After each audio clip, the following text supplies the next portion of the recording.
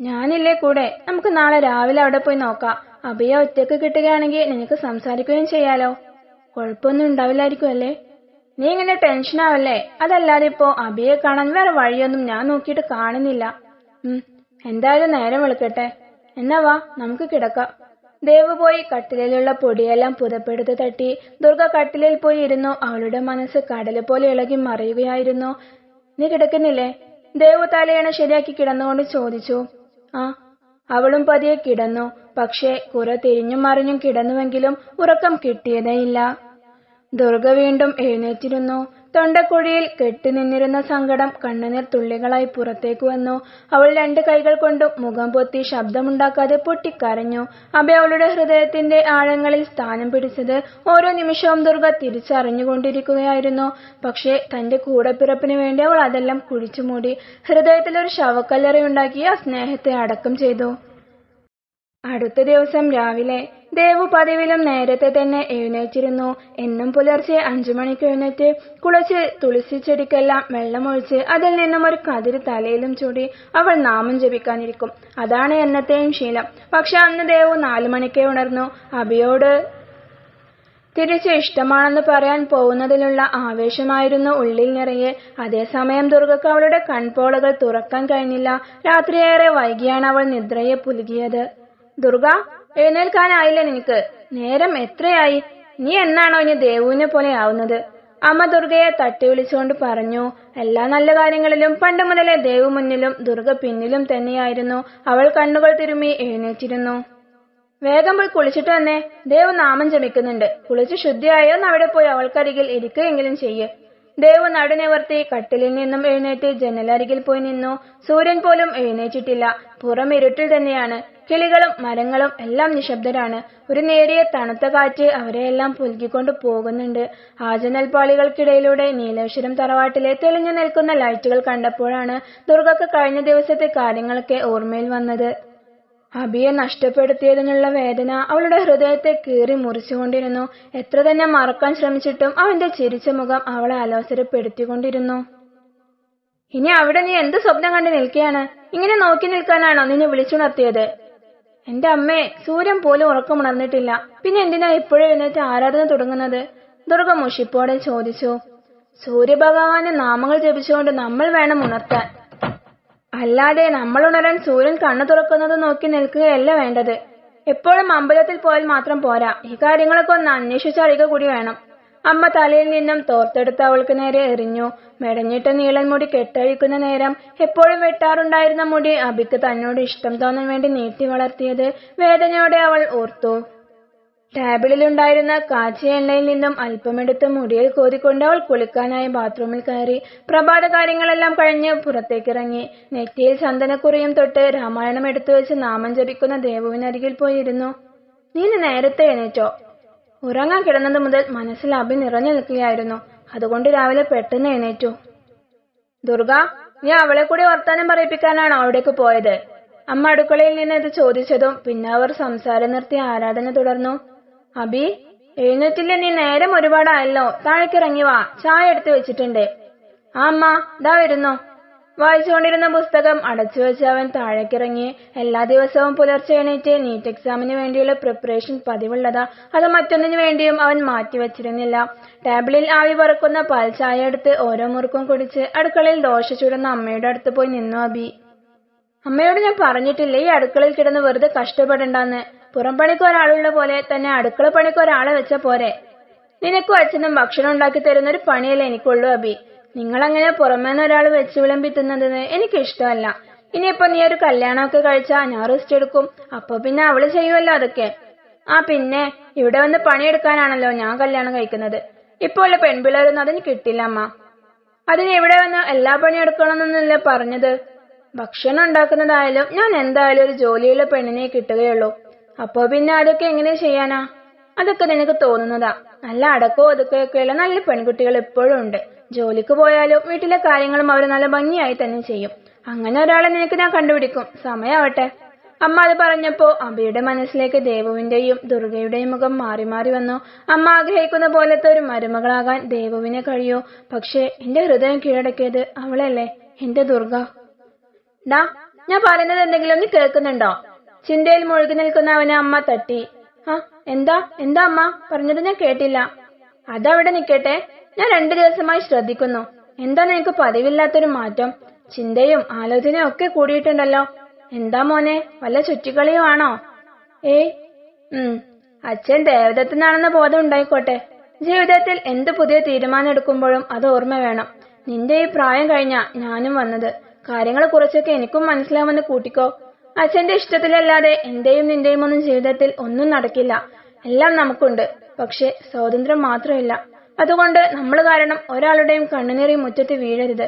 കൊള്ളപ്പലിശക്ക് പണം കടം കൊടുത്ത് അച്ഛൻ തന്നെ ആവശ്യത്തിൽ കൂടുതൽ ശാപവാക്കുകൾ നമുക്ക് വാങ്ങിത്തരുന്നുണ്ട്. അമ്മയുടെ ഓരോ വാക്കുകളും ശ്രദ്ധാപൂർവം തന്നെ അവൻ കേട്ടുനിന്നു. ദുർഗയോടുള്ള അവന്റെ ഇഷ്ടം അച്ഛനറിഞ്ഞാൽ എന്തായിരിക്കും സംഭവിക്കുക എന്നവൻ ഒരു നിമിഷം ഓർത്തപ്പോഴേക്കും അമ്മയുടെ ഹൃദയമിടിപ്പ് കൂടി. പിന്നെ ഇന്ന് അച്ഛന്റെ പാർട്ട്ണറില്ലേ രാമാനന്ദൻ, അയാൾ ടൗണിൽ പുതിയൊരു 3 നില വീട് വെച്ചിട്ടുണ്ട്. അതിന്റെ വീട് താമസമാണ്. അച്ഛൻ വരുമ്പോഴേക്കും നിന്നോട് ഒരുങ്ങി നിൽക്കാൻ പറഞ്ഞിട്ടുണ്ട്. ഞാൻ എന്തിനാ അതിനൊക്കെ പോകുന്നത്? എനിക്കൊന്നും വയ്യ. അബി, അച്ഛനുമായി ഒരു തർക്കത്തിന് നിൽക്കണ്ട. അച്ഛൻ 10 മണിയാകുമ്പോഴേക്കും എത്തും. ഇപ്പൊ തന്നെ 9 മണിയായി. നീ പോയി കുളിക്കാൻ നോക്ക്. അവിടെ എനിക്ക് ആരെയും പരിചയമില്ല അമ്മ. പിന്നെ ഞാൻ അവിടെ പോയിട്ട് എന്ത് ചെയ്യാനാ? അച്ഛനും ഉണ്ടാവുമല്ലോ നിന്റെ കൂടെ, പിന്നെന്താ കുഴപ്പം? ഞാനും കൂടെ വരണമെന്ന് വിചാരിച്ചിരുന്നതാ. പക്ഷേ ഇന്നിവിടെ തേങ്ങ വലിക്കാൻ ആള് വരുന്നുണ്ട്. അതുകൊണ്ട് എനിക്ക് വരാൻ കഴിയില്ല. അഭയ മുഷിപ്പോടെ തോർത്തുമെടുത്ത് കുളിക്കാനായി പോയി.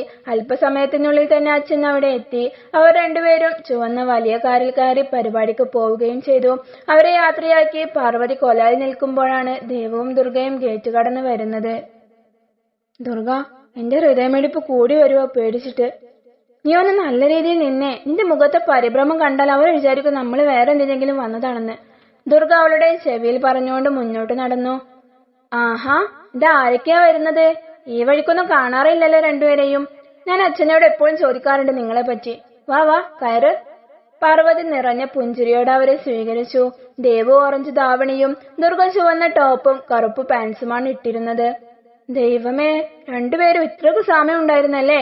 നിങ്ങളുടെ ഈ വസ്ത്രധാരണ വ്യത്യാസമില്ലായിരുന്നെങ്കിൽ നിങ്ങളെ മനസ്സിലാക്കാനേ പറ്റുമായിരുന്നില്ല.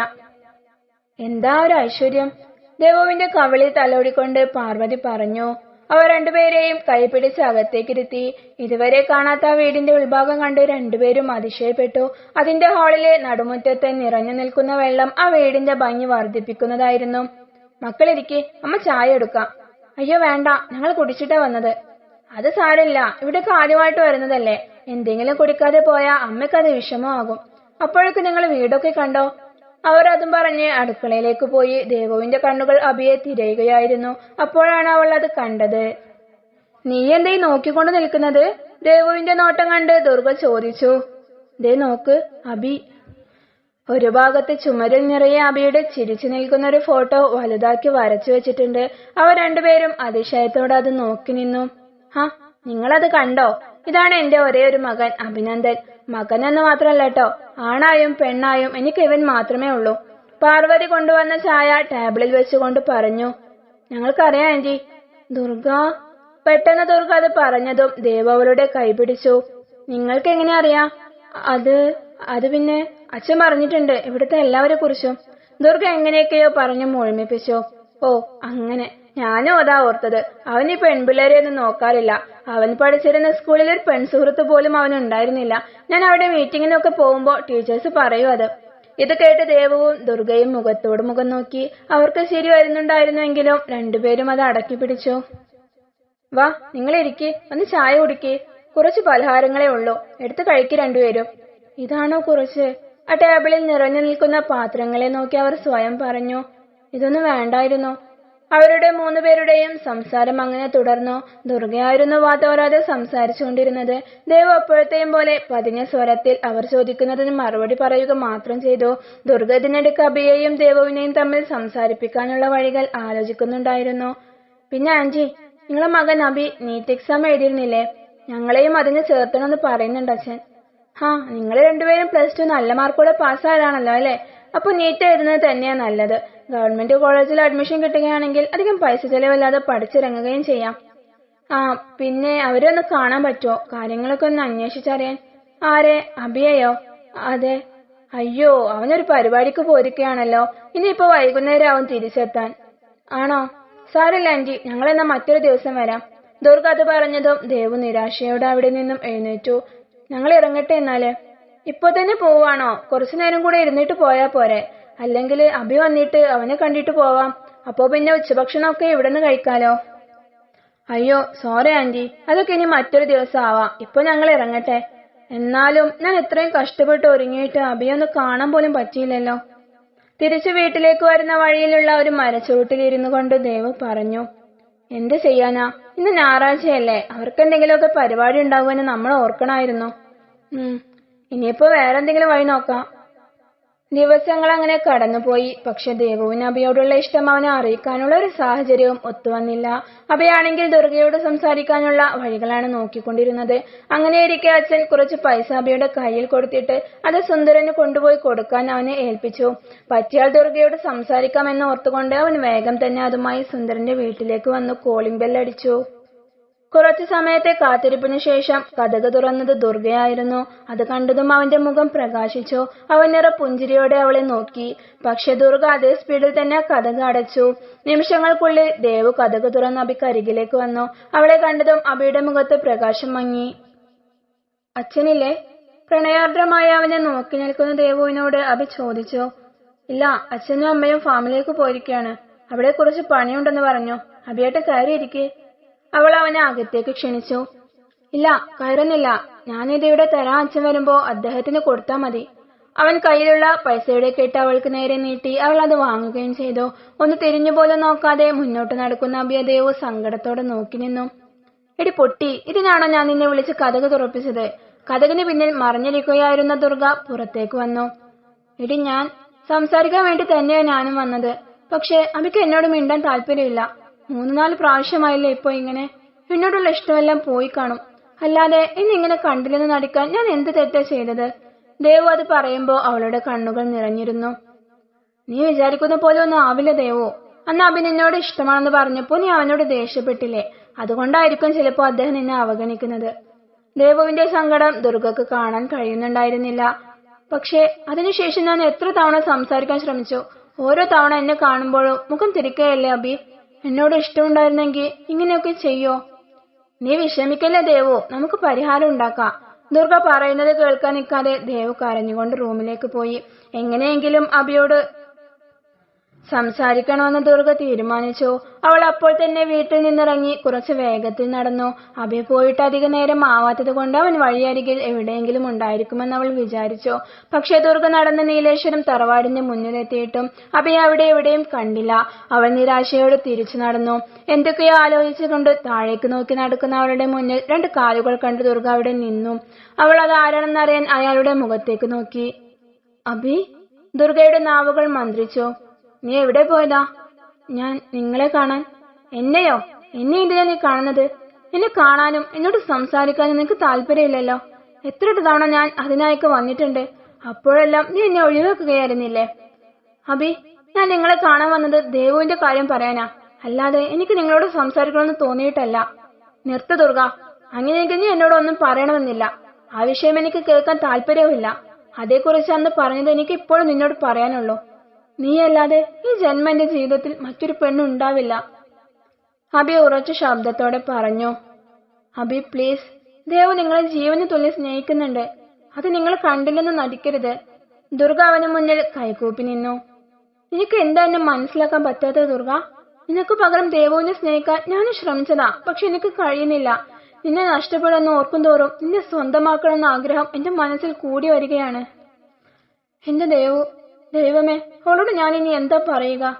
നീ തന്നെയത് ഇത്രത്തോളം വഷളാക്കിയത് ദുർഗ. നീ അവളോട് ഞാൻ സ്നേഹിക്കുന്നത് നിന്നെയാണെന്ന് പറഞ്ഞാൽ തീരാവുന്ന പ്രശ്നമേ ഇപ്പൊ ഉള്ളൂ. അത് അന്നേ പറഞ്ഞിരുന്നുവെങ്കിൽ ഇത്രത്തോളം പ്രശ്നം ആവുമായിരുന്നില്ല. പക്ഷെ ഞാൻ കരുതിയത് കുറച്ച് കഴിയുമ്പോൾ നിങ്ങളുടെ മനസ്സിൽ അവളോട് ഇഷ്ടം ഉണ്ടായിക്കോളുമെന്നാ. എന്റെ ജീവിതത്തിൽ ഞാൻ ആദ്യമായി നെഞ്ചിലേറ്റുന്ന പെണ്ണാ നീ.